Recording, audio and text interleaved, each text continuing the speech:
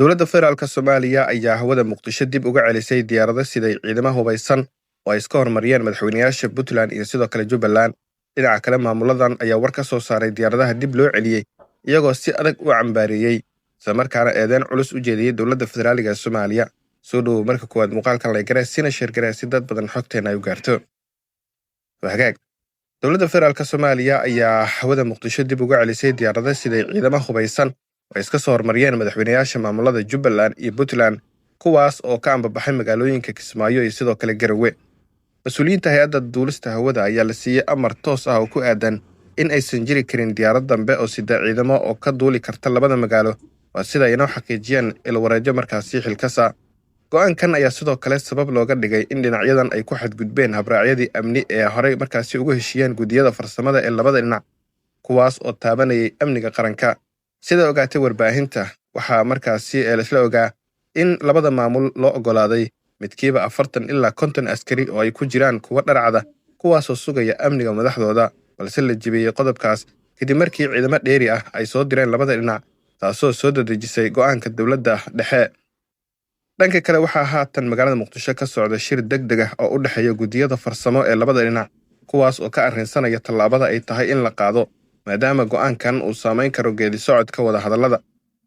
Dhinaca kale dhankooda maamulada Puntland iyo sidoo kale Jubbaland ayaa soo saaray warar kala duwan oo ay ku dhaleecaynayaan tallaabada dowladda federaalka Soomaaliya ay qaaday ee ciidamada markaasi dib loogu celiyay magaalooyinka Garowe iyo sidoo kale Kismaayo.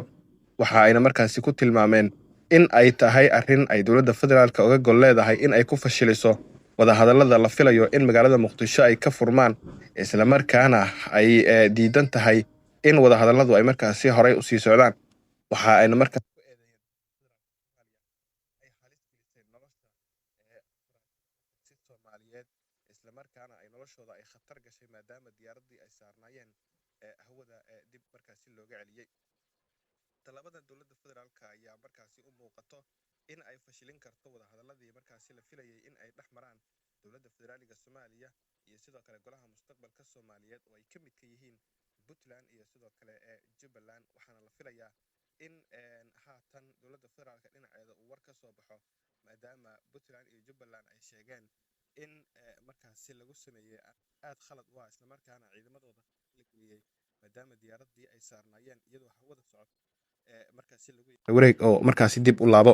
Waxaana haatan soconaya wada hadallo markaasi daba joog ah oo magaalada Muqdisho ay ku leeyihiin gudiyada farsamada ee arrintan markaasi loo xil saaray. wixii warara ee ku soo kordho xaaladan cakiran mar kale ku timid iyo dib u dhaca ku yimid shirka golaha mustaqbalka Soomaaliyeed iyo dhinaca dowladda federaalka Soomaaliya halkan ayaad kala socon doontaan daawadayaal.